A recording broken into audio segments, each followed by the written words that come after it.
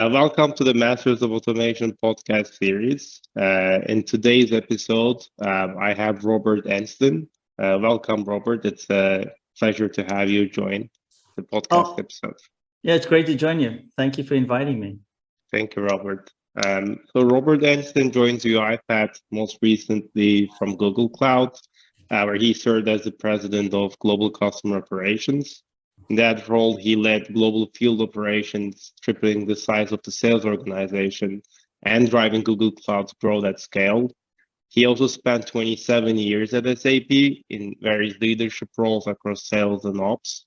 In his final role at SAP, he served as president, Cloud Business Group, and executive board member, where he led the development and delivery of SAP's entire portfolio of cloud applications and services, including SAP Concur, Ariba, and Customer Experience. That said, it's my absolute pleasure to have you today in the podcast episode. And as the RPA community, we are thrilled to have you join the RPA world and looking forward to see how your expertise in Google Cloud and SAP are going to impact the automation world. That said, how did your journey begin that led you to the technology space and then to SAP and Google? Yeah, thank you. Great question. I can give you a long answer for this one. It's because it's been a long career and a very fruitful one. You know, I started my career in financial services, in banking. It was my dad's dream that I would be a bank manager one day, and kind of only lasted 6 months. I actually just did not want to be in the banking world. And I was fascinated by the first PCs that came out and what could be achieved on the PC.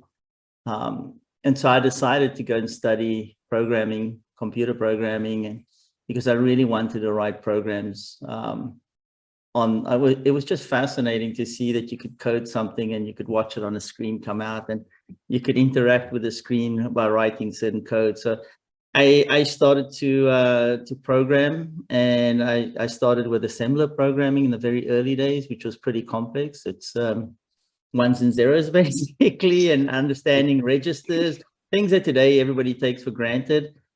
But that led me to becoming a little obsessed in terms of why computers crashed. What happened when a computer crashed? Why did it crash? And how did you uncover the reasons for it crashing? So I started to read something called dumps.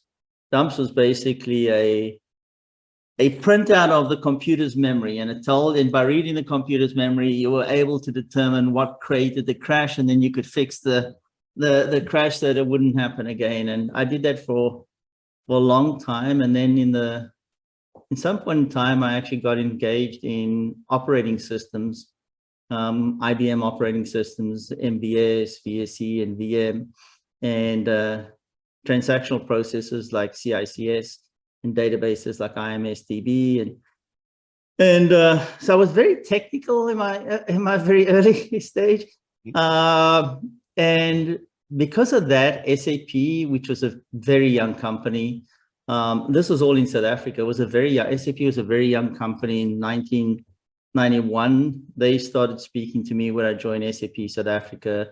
There were basically only 8 people in the company in South Africa at that stage. When I joined, I was one of 8 actually, and I was hired because I was able to understand CICS or KICS, and I had a very deep technical background, and so I could understand how to implement the R2 system and so on. And what really excited me was the ability to SAP were coming out with a new product called R3, and I was fascinated by this product because it was written on Unix. It was written on a Unix operating system. And at that point in time, all applications were pretty much, all business applications were written on mainframes, big mainframe systems. And so this was something which was going to be unique. It was different. Everybody thought it would fail. There was a big argument in those days that there's no ways a big business would ever run their business applications on a Unix system. So I thought this is going to be a fascinating challenge. And I got engaged with SAP, and I joined SAP 1992, and spent a significant part of my career at SAP, and then all the way, as you said, through running the cloud business, including engineering and sales. And I ran sales at SAP for a very long time. I lived in Japan for a while. I came to the United States in 1997. And so that was, a very fruitful career. I think SAP has done amazing stuff in the ERP space for many, many years. And it's obviously a household name today everywhere in the world.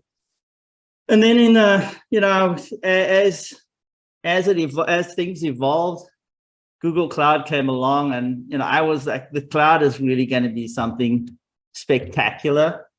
The days when I was early days of the cloud was, you had to have a single provider, everybody was choosing a single cloud provider, and you had to select between AWS and Azure. And then there was little upstart called Google Cloud, and everybody's like, no, Google Cloud, they're a consumer company, they don't understand cloud, and so on. So I took it as another challenge. And, when I joined Google Cloud, the whole challenge was it was like a clean sheet of paper, actually, to be honest. It was a very small customer-facing organization. We had to scale it really quick. We had a significant budget to go and do that. And there were, a lot of good things that took place. We more than tripled the sales organization. I would say almost 5 times the size. We hired thousands of people through a pandemic and brought that alive through the pandemic. But joining Google Cloud was really about understanding data and AI and ML. And I felt that there was no company in the world that was better equipped at understanding data, and understanding AI and ML. And it was the same thing with ERP. Like, I really believe that the next generation of applications would need AI, would need unstructured data to become really relevant and really competitive. So joining Google was I guess, an amazing experience because of the technical talent that Google has and the ability to innovate that Google had. And so it was a fantastic 3 years. And then my path led me to automation. You notice I don't use the word RPA. I use the word automation a lot because I think RPA is just a small slither of what automation could be. And when I spoke, when I was sitting down with Daniel talking about, where automation could be, I'd actually known UiPath 4 or 5 years earlier because we had looked at different companies, and Blue Prism and Automation Anywhere came up. And then when I was at Google, we looked at it again because our competitor went into the automation space. We wanted to understand what was happening in that space. I understood what was happening. And then when I spoke to a number of people, including Daniel, it was pretty clear to me that UiPath's vision for RPA was truly fulfilled in terms of how they had accomplished it. But I was completely surprised about how far they'd come in the automation space. And that, for me, was about discovery. It was about low code, no code. It was about workflow. It was about using AI, UI, and API. It was about testing. And I felt, looking at the market, that UiPath did not understand that they had probably the world's full automation platform in their hands, and that companies really needed to see the benefits of it. And so that's why I ended up, plus I liked Daniel a lot, and I liked the product a lot, and I thought the culture was cool. So there was just a bonus as part of it. That is really cool. And I think you said something very interesting, that usually when people disbelieve that something is going to happen, that's probably a good sign that it is going to happen well, because a lot of the people take up the challenges. So speaking about your experiences at Google Cloud and SAP, so they're the world's largest tech giants, and you led their revenue teams to be very successful, to very successful outcomes. So my audience would love to learn more about some of your learnings in handling complex challenges and helping the tech giants grow and scale. So can you share some of your experiences at Google Cloud and SAP, just building high performance teams, challenges you faced, and how people adopted and reacted to the change? Yeah, well, it's an interesting, some of the lessons learned from both companies And I've learned this as I've became more experienced over time, and from making my own mistakes along the way. But probably the biggest thing I would say is you have to believe in the mission and the vision of where you want to take a company, and all leaders need to be able to be bought into that process. And by that I mean talent makes a difference. People make a difference. If you have the right teams in place, you can pretty much take anything on. And I go back to my days at SAP, in 2008 when the financial markets collapsed. It was a pretty scary time. It's not unlike what we're seeing right now in the markets, but it was a pretty scary time for everybody. And that was across the world. It happened at one point in time. It was kind of like something that happened immediately. And what I realized is that as a leader, you need to get the other leaders engaged in what the future is going to look like. And you need to focus on the success of the future. And you need to help people, move the needle. I always used to have the saying, it's, you don't scream at the people, you scream at the subjects, the objects, the things that are in your way, and you help the people move, get the people to move because they feel passionate about helping other folks move. So one of the things I did, in 2009, I took 400 of my VPs away to an offsite to get them to buy into what the future vision of SAP would be around customers, how we would be successful, how we would actually work through this incredible headwind that we were facing. And my view was, if I could get 50% of the sales management to believe in this, I would be successful. And that proved to be actually true. If enough care, you can move the needle. And it's not about the top 12 people in the company. It's not about the top 6. It's about enough of us need to care to move the needle and to give inspiration to the others to follow us. And so that's always stayed with me. When going to Google was the same thing. Google was a little different in that Google was not as scaled as SAP was. SAP was a scaled sales organization for many, many years. And so when 2009 collapsed, it was about moving the company in a new direction and getting everybody to believe in that direction. At Google, it was almost building it from scratch, almost at a free canvas. I could paint whatever I wanted on the canvas. And the first thing I did was hire super leaders around me. Like, I believe, like, if there's a team, you need great leaders, and everybody on that team needs to be focused on winning. It's not about one winning. It's not about the individual winning. It's about the team winning. And so when you have great leaders, you can do amazing things. And, when you scale an organization from 1,000 to over 11,000 through a pandemic, and you take the revenue from 5 to 25 billion in 3 years, a lot of good things need. So I give all the credit to the people that we hired, the leadership that we brought on board, and we did things at speed. Like, we did things very different at SAP. SAP was a proven sales organization with a proven methodology. It was about getting people aligned around the right mission. Google did not have that. Google Cloud did not have a proven sales methodology. There was new people. It was growing everywhere in the world. So we empowered the leaders in the region to make decisions and make it fast. Because why? We needed to be faster than the other competitors. And you be faster than other competitors by making the decision points at the customer. And that's what made a huge difference. My leaders could make decisions at the customer. We were much faster than all of our competitors, and customers felt it. They felt that there was empowerment, that they could work with us, that they could do things that they couldn't do with others because of the bureaucracy. And so when you look at this is how you think about, how do you create things that are different? How do you create competitive advantage in a world where everybody says all the clouds are the same? That's not true. And so that's how we focused on both of those companies, SAP and Google Cloud. And I guess the same is true a little bit for UiPath. Well, that's a fascinating story, especially because it enables people to make decisions quick in different regions, and that ties to multiple things because it's a global company. There are multiple people with multiple backgrounds, and orchestrating all of them and aligning them on a single vision definitely takes a very good strategy. And tying that to my questions is that, so you said you lived in Japan, you worked in Japan, you worked with leaders and different people from around the world, across like Asia and Europe. And then what were some observable behaviors that stood out to you about how work is done? Yeah, And good question. I lived for 3 years in Japan. So I actually ran SAP's business in Japan. I ran our Latin American business there.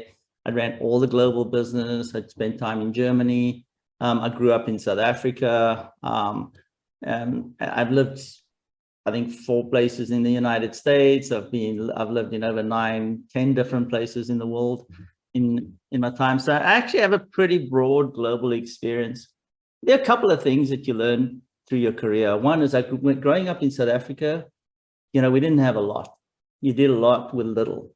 And so people are like, what does that mean? I said, well, you don't spend a lot of money on consulting companies. You do things, when I joined SAP, I was a pre-sales person, I was the trainer, I was the consultant, I was the sales. When you have 8 people, you are everything.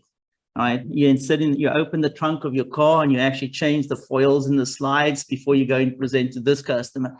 You learn to be scrappy, and you learn to get the job done with the same software that big companies in the United States or in Europe are running, with lots of consulting.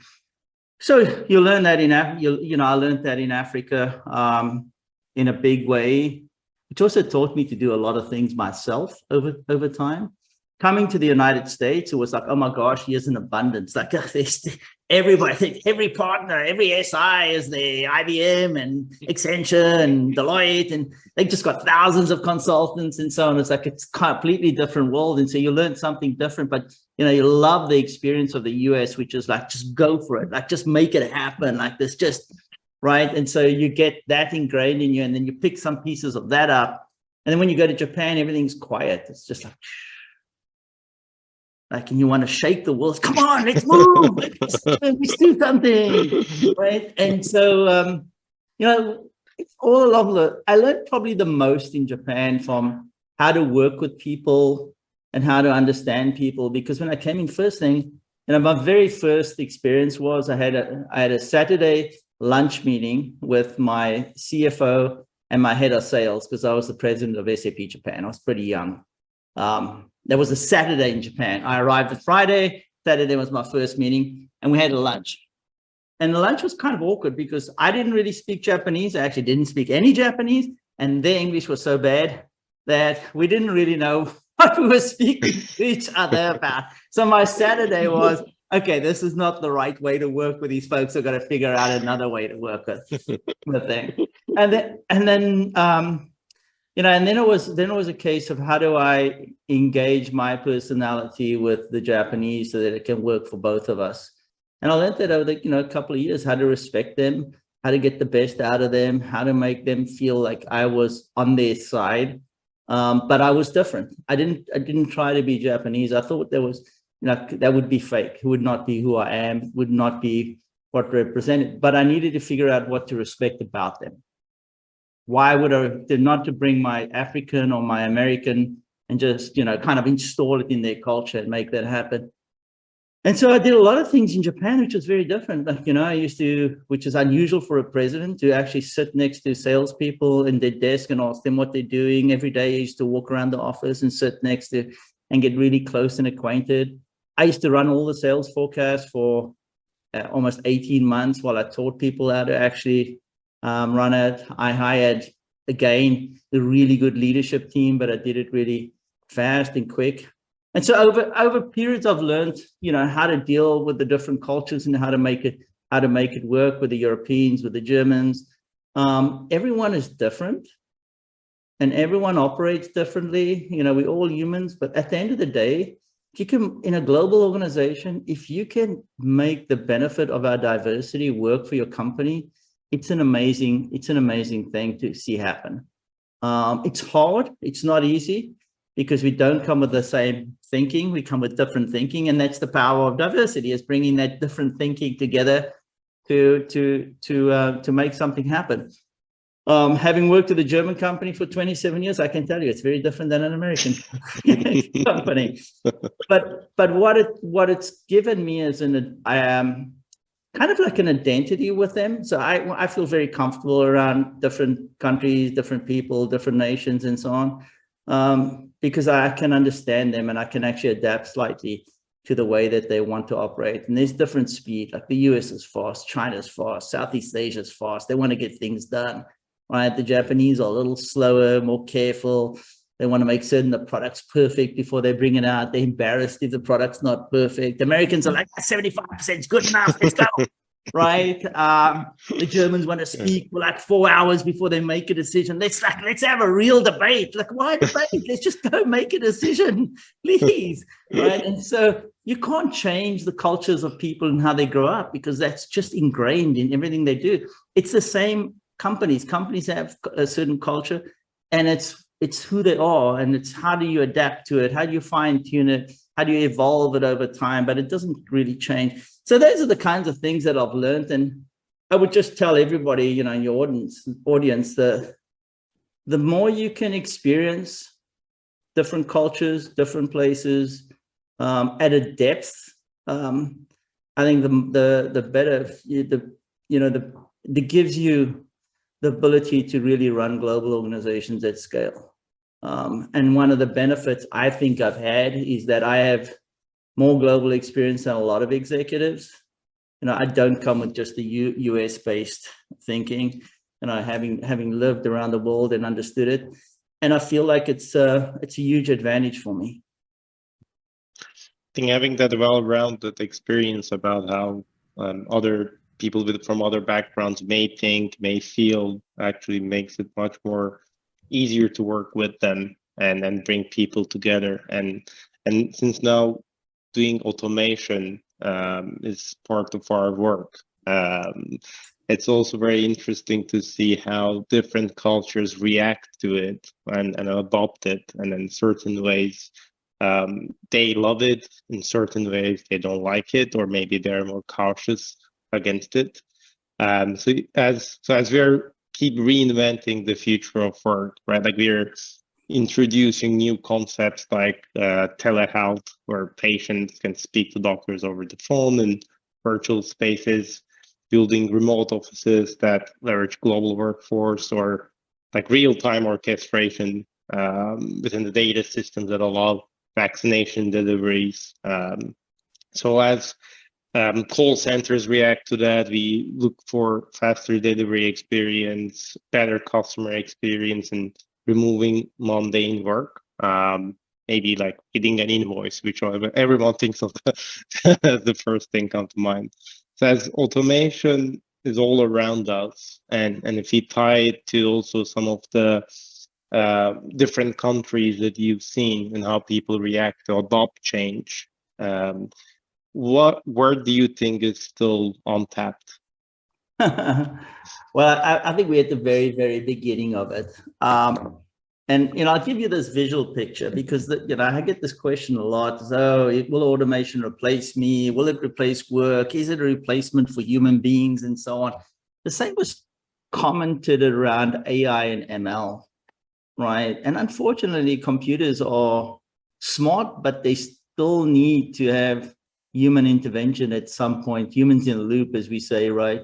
But just take a picture in your head of an automotive manufacturing company in 1960 and go and look down an automotive car manufacturer's plant in 1960. And what you'll see is hundreds of people working on lines, carrying parts and so on. If you have the same picture in your head today, there's no one, it's empty. There's no people in that process. And yet we have the lowest unemployment the world's ever seen, right? And so I think when you look at all of the technology, it advances mankind. It advances mankind in ways that's really, really important. It advances automation, in my opinion, advances mankind because there's a need to be faster. Why is there a need to be faster? Well, in 2008, Mr. Jobs came out with an iPhone. And when the iPhone came out, it was a smart device, and it basically put in our fingertips, wherever we are, the ability to do business-to-business communication, to do business-to-consumer, to be able to decide things wherever we are and make decisions happen.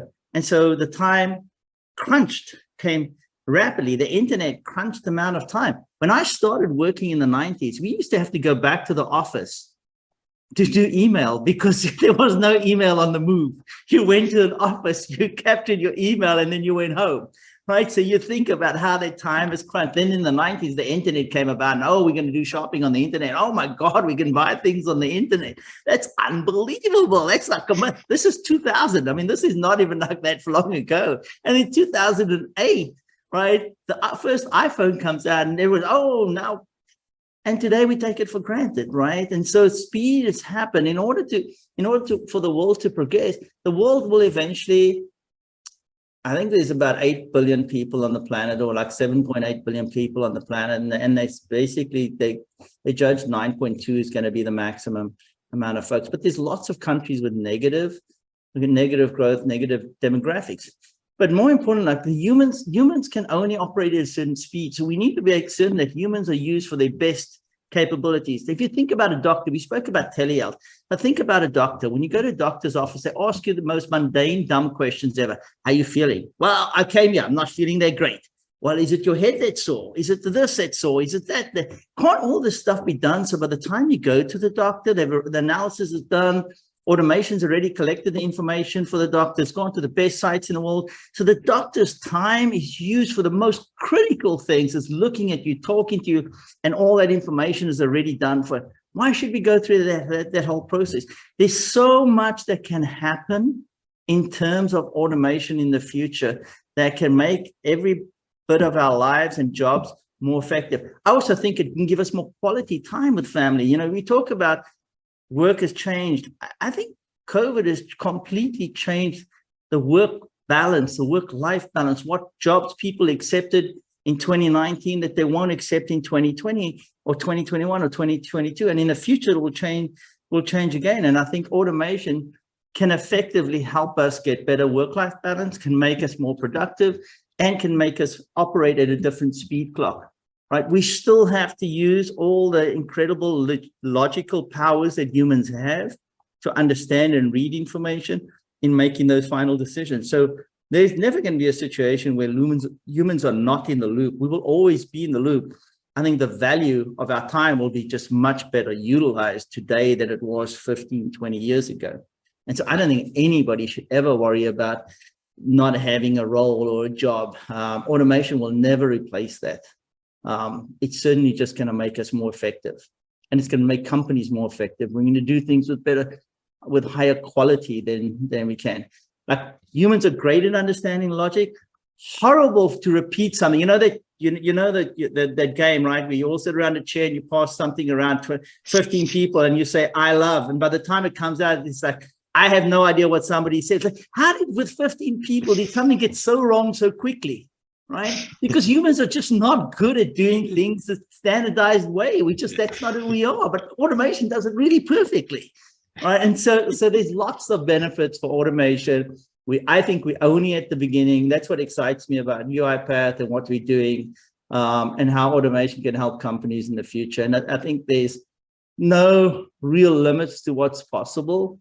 I think the opportunity is just simply incredible. I mean, even my career and along with other UiPath MVPs and other people within the community, the automation created so many job opportunities for people to come and shine. So I agree with that. I think we're just in the beginning of this cycle, and the more we realize so much of the world is created with mechanic processes, and the opportunities are even more limitless to automate them. Exactly. So that said, I really appreciate you coming on and taking the time to speak with me. I really enjoyed your conversation, and I think my audience will find a lot of information and insights to learn from you. I'm looking forward to see how you're going to impact the automation world. Thank you very much. Yeah, it's my total pleasure, and thanks for inviting me. And hopefully there's some small little lessons along there that people can utilize and benefit from. And I just say to everybody, just never be afraid of trying to do something that's great. Never give up if you believe in it. And the harder you work, the luckier you're going to get. And just stay focused on what's going to keep you positive. And this is all about improving our lives. So thank you.